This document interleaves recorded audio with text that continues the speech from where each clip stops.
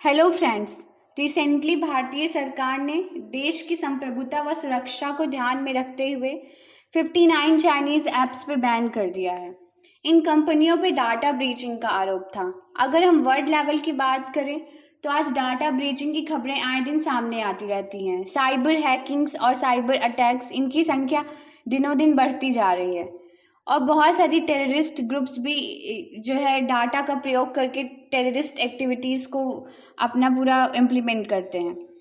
तो data terrorism भी हो रहा है। तो इसी को ध्यान में रखकर बहुत सारे देश जो है आजकल डाटा प्रोटेक्शनिज्म नीति की ओर बढ़ रहे हैं, जिसे डाटा नेशनलिज्म बोला जा रहा है।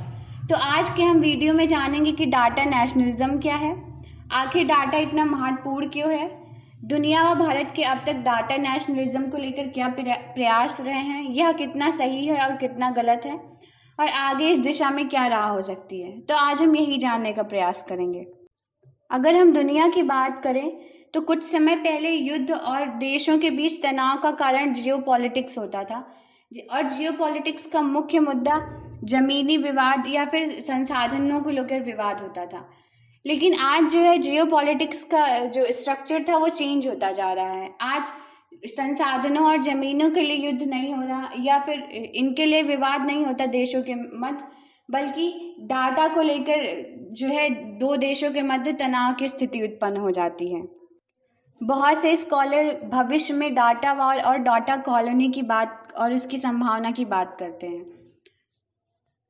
इसी वजह से देश की सरकारें डाटा प्रोटेक्शनिज्म की नीति अपना रही हैं और ज़्यादा से ज़्यादा डाटा को लोकलाइज्ड करने की बात कर रही है। डाटा लोकलाइज्ड मतलब अपने देश में ही अपने डाटा का रख रखाव करना।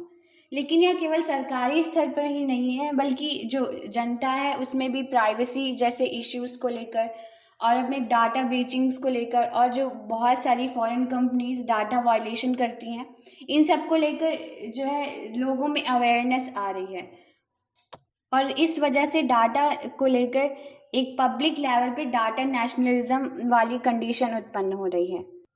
अगर हम डाटा नेशनलिज्म पे क्रिस्टोफर कुनेर जो कि एक प्राइवेसी और डाटा एक्सपर्ट हैं, उनके अनुसार डाटा नेशनलिज्म को अगर हम पिछले कुछ वर्षों में एनालाइज करें तो यह कोई अचानक की प्रक्रिया नहीं है, बल्कि जो पिछले कुछ वर्षों से लोगों की अभिव्यक्ति की स्वतंत्रता और उनकी प्राइवेसी पर जो भी ब्रीचिंग्स हो रही थी उसके खिलाफ एक लोगों का रिएक्शन है।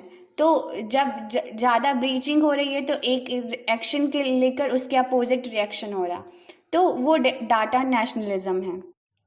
अगर हम इंडिया की पर्टिकुलर इंडिया की बात करें तो 2019 में इंडिया ग्लोबल टेक्नोलॉजी समिट हुआ था बेंगलुरु में, जिसमें कहा गया था कि डाटा जो है पिछले अगले कुछ आने वाले वर्षों में नेशनलिज्म को ड्राइव करेगा। तो यह बिल्कुल भी सही बात है कि आने वाले समय में जैसे जैसे लोग अपनी प्राइवेसी और अपने जो है इन अधिकारों को लेकर ज़्यादा से ज़्यादा अवेयर हो रहे हैं, वैसे वैसे उनमें डाटा नेशनलिज्म वाली फीलिंग बढ़ती जा रही है।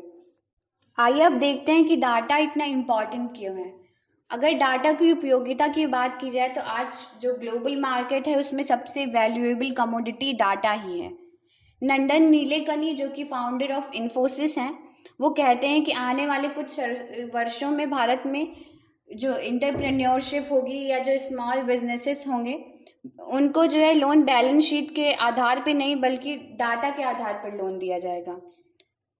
इसके अलावा जो भारत में 2019 में इंडिया ग्लोबल टेक्नोलॉजी समिट हुई थी उसमें डाटा को एक रिन्यूएबल एनर्जी बताया गया, जिसमें कि डाटा को रीयूज और फिर से रिसाइकिल किया जा सकता है।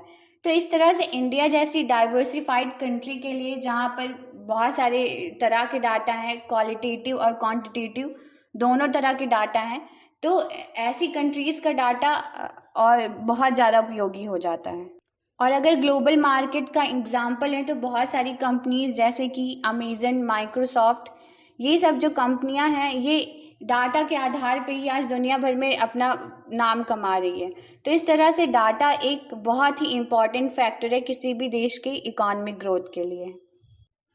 आइए अब देखते हैं कि दुनिया भर में जो है डाटा नेशनलिज्म को लेकर और इंडिया में डाटा नेशनलिज्म को लेकर क्या एफर्ट्स हो रहे हैं। अगर चाइना और नॉर्थ कोरिया की बात की जाए तो यहाँ पर बहुत पहले से ही लोगों पर सर्वेलांस किया जाता है और प्रॉपर मॉनिटरिंग की जाती है कि वो क्या देख रहे हैं क्या नहीं देख रहे हैं। वो वहाँ पर पूरा जो डाटा का स्ट्रक्चर है और सोशल मीडिया है पूरी तरह से रेगुलराइज्ड है।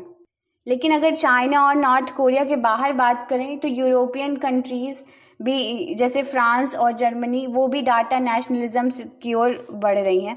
वहाँ पर भी जनता जो है इन चीज़ों को लेकर कंसर्न हो रही है, इसलिए वो एक यूरोपियन क्लाउड इनिशिएटिव नाम से एक प्रोग्राम तैयार कर रहे हैं जिसमें वो यूरोपियन यूनियन का पूरा डाटा रहेगा और इस तरह से डिजिटल सिंगल मार्केट इकॉनमी बनाने की बात कर रहे हैं। यूएसए भी अपने यहाँ की जो टेक कंपनीज़ हैं उन पर भी प्रॉपर और स्ट्रिक्ट रेगुलेटरी अथॉरिटी की तरह काम कर रहा है और वहाँ पर भी प्रॉपर मॉनिटरिंग करता रहता है। लेकिन अगर इंडिया की बात करें तो इंडिया आज सबसे दुनिया का world largest open data market है, लेकिन यहाँ की कोई भी ऐसी कंपनी नहीं है जो डाटा में टॉप पे हो। तो इंडिया जैसी कंट्री के लिए डाटा को रेगुलराइज्ड करना एक बहुत ही इम्पॉर्टेंट जो है नीति होनी चाहिए। इस दिशा में कुछ काम हुए हैं, जैसे कि 2018 में पर्सनल डाटा प्रोटेक्शन बिल आया, 2019 में फिर personal data protection bill second आया। ई कॉमर्स कंपनीज पे भी जो है प्रॉपर मॉनिटरिंग करने के लिए और डाटा लोकलाइजेशन के लिए 2019 में ई कॉमर्स पॉलिसी का फर्स्ट ड्राफ्ट आया। अब पिछले आने वाले कुछ हफ्तों में इसका 2020 में इसका सेकेंड ड्राफ्ट भी आने वाला है, जिसमें डाटा मॉनिटरिंग को भी लेकर बहुत सी इंपॉर्टेंट बातें की जाएंगी। और इस डाटा मॉनिटरिंग की ज़रूरत क्यों है? अगर हम पिछले वर्ष का एग्जाम्पल लें तो तमिलनाडु के कुडानकुलम जो कि न्यूक्लियर पावर हाउस है, वहाँ पे साइबर अटैक हुआ था। ये एक न्यूज़ आई थी, लेकिन वहाँ पे प्रॉपर जो है साइबर सिक्योरिटी नहीं था, तो प्रॉपर इतना मजबूत नहीं था, तभी वहाँ पे ये अटैक हुआ। तो इंडिया को ऐसे अटैक्स को बहुत रिस्ट्रिक्ट करने की ज़रूरत है, नहीं तो आने वाले समय में जो दूसरी कंपनियां हैं या जो दूसरी कंट्रीज़ हैं वो बस आपके कंप्यूटर सेट पे डिमांड अगर उन्हें मिल गया तो आपके देश में वो न्यूक्लियर एक्सप्लोजन करवा सकते हैं। तो इस तरह से इंडिया जैसी कंट्री के लिए और भी जो देश हैं उनके लिए इम्पॉर्टेंट होता जा रहा है। अब आइए देखते हैं कि डाटा नेशनलिज्म से इंडिया को क्या लाभ होगा। एक रिपोर्ट के अनुसार 2024 तक इंडिया में 1.1 बिलियन स्मार्टफोन यूज़र्स हो जाएंगे और इंडिया का डाटा कंजम्पशन सबसे ज़्यादा हो जाएगा। वर्ल्ड का लार्जेस्ट या सबसे ज़्यादा डाटा कंजम्पशन इंडिया में होगा। तो इंडिया जैसे कंट्री के लिए जो अपने आप में ही एक सब कॉन्टिनेंट है और ग्लोबल मार्केट की तरह वर्क कर सकती है, तो उसके लिए जो है डाटा नेशनलिज्म जैसी पॉलिसी अपनाना बहुत ज़रूरी हो जाता है। जो इसका सबसे पहला लाभ होगा इंडिया को, वह उसकी इकॉनमी ग्रोथ बहुत ज़्यादा मजबूत होगी। अगर चाइना की बात करें तो वहाँ वो डाटा में ग्लोबल लीडर है, तो वहाँ पर इसका असर दिखाई देता है और चाइना एक डेवलपिंग कंट्रीज़ से डेवलप्ड कंट्री की तरफ बढ़ रहा है। उसी तरह इंडिया का भी ग्रोथ रेट बहुत हाई हो सकता है। दूसरा, इससे यहाँ की जो डोमेस्टिक कैपेबिलिटीज़ हैं, जो डोमेस्टिक कंपनियाँ हैं, एंटरप्रेन्योर्स हैं, तो वो काफ़ी एम्पावर्ड फील करेंगे अगर डाटा नेशनलिज्म को लेकर कोई नीति आएगी। उनकी कॉम्पिटेंसी जो है कम्पीट करने की कैपेबिलिटी मजबूत होगी। जो तीसरा लाभ है वो यहाँ की सिक्योरिटी को लेकर है कि जो आजकल जैसे कि कुडानकुलम पे हमला हुआ था, तो ये सब काफ़ी कम, ये सब ख़त्म हो जाएगा और इंडिया की जो सॉवरेनिटी पे या डिसीज़न मेकिंग पे या पॉलिटिकल लेवल पे जो पॉलिसीज़ मेकिंग में फ़र्क दिखाई देता है वो काफ़ी कम हो जाएगा। और जो चौथा सबसे बड़ा फ़ायदा होगा वो लोगों की प्राइवेसी को लेकर होगा कि उनकी प्राइवेसी मेंटेन रहेगी, उनकी प्राइवेसी बाहर कंट्रीज़ में बेची नहीं जाएगी और डेमोक्रेटिक वैल्यूज़ मेंटेन रहेंगे। तो ये कुछ प्रमुख फ़ायदे हैं। इसके अलावा बहुत से दिशा में फ़ायदे इसके हो सकते हैं, जैसे इंडिया के लोकल मार्केट को काफ़ी बूम मिलेगा, जो इंटरनल कनेक्टिविटी कम है वो और भी ज़्यादा बढ़ेगी और जो अभी तक डोमेस्टिक ऑर्गेनाइजेशंस और कंपनीज़ थे वो बाहर के मार्केट पे compete करते थे, तो वो अपने आप में ही एक दूसरे से compete करके एक दूसरे के साथ कोऑपरेट करके एक दूसरे को एम्पावर करेंगे। तो इस तरह से डाटा नेशनलिज्म इंडिया के रिस्पेक्ट में बहुत अच्छा है। और इंडिया जैसी कंट्री जहाँ पर इतना ज़्यादा क्वालिटेटिव और क्वांटिटेटिव डाटा है, लेकिन वहाँ की कोई कंपनी डाटा सिक्योरिटी में टॉप पे नहीं है, तो ऐसी कंट्री के लिए ये डाटा नेशनलिज्म और भी ज़्यादा इम्पॉर्टेंट हो जाता है। अब आइए देखते हैं कि डाटा नेशनलिज्म सही है या गलत। अगर आने वाले कुछ समय के लिए देखें तो शॉर्ट टर्म में डाटा नेशनलिज्म दुनिया के लिए बहुत फ़ायदे हो सकते हैं, जहाँ पर इतना ज़्यादा डाटा ब्रीचिंग हो रहा है, डाटा वायलेशन हो रहा है, लेकिन लॉन्ग टर्म के लिए ये बिल्कुल भी फ़ायदेमंद नहीं है। ना ये ग्लोबल सॉलिडेरिटी को मेंटेन रखेगा और ना ही जो क्लाइमेट चेंज को लेकर आज ग्लोबल कॉपरेशन और जो है ह्यूमन राइट्स को लेकर ग्लोबल कॉपरेशन हो रहा है, ना ही ये इसको मेंटेन रख पाएगा। तो इस तरह से जो डाटा नेशनलिज्म है ये शॉर्ट टर्म के लिए तो कंट्रीज़ के लिए सही है, लेकिन एक सस्टेनेबल डेवलपमेंट के लिए और वर्ल्ड की सस्टेनेबल ग्रोथ के लिए ये बिल्कुल भी सही बात नहीं है। इसके निम्नलिखित निगेटिव फैक्टर्स हो सकते हैं, जैसे कि ऑटोक्रेटिक कंट्रीज़ हैं उनकी और भी संख्या बढ़ सकती है, क्योंकि जब डाटा नेशनलिज्म से फील होकर जो कंपनियां जो देश हैं वो नीति बनाएंगे, तो इससे ज़रूरी नहीं कि वो हमेशा अपनी जनता के हित के लिए बनाए, वो खुद भी वहाँ के लोगों का डाटा वायलेशन कर सकते हैं। और जब उसकी बाहर की दुनिया में कोई पकड़ नहीं रहेगी तो वहाँ की जनता के ह्यूमन राइट्स प्रभावित होंगे। जैसे नॉर्थ कोरिया इस स्टेटमेंट का परफेक्ट एग्जाम्पल है। वहाँ की सरकार वहाँ के लोगों पे एकदम टोटलिटेरियन रिजीम की तरह वर्क करती है, पूरी तरह से सर्विलांस करती है, और जो वहाँ की लोगों की कनेक्टिविटी है बाहर की दुनिया से पूरी तरह ख़त्म हो गई है।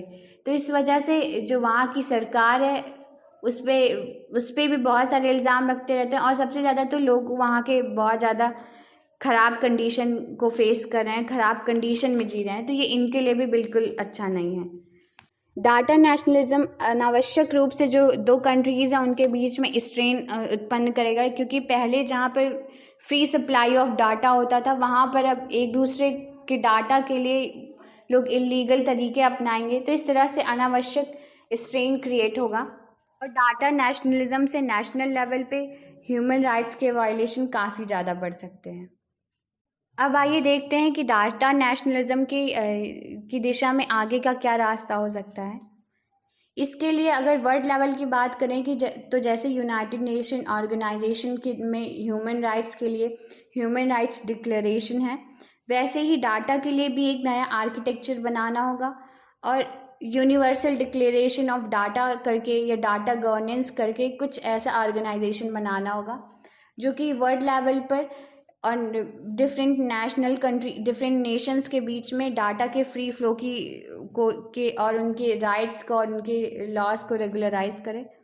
दूसरा, यूनाइटेड नेशन ऑर्गेनाइजेशन को डाटा के लिए डाटा गवर्नेंस के लिए ग्लोबल रूल्स सेट करने होंगे जो सभी तरह के जो कंट्रीज़ पर डेवलपिंग और डेवलप्ड कंट्रीज़ पर उनके इकोनॉमिक कंडीशन के अकॉर्डिंग अप्लाई हो।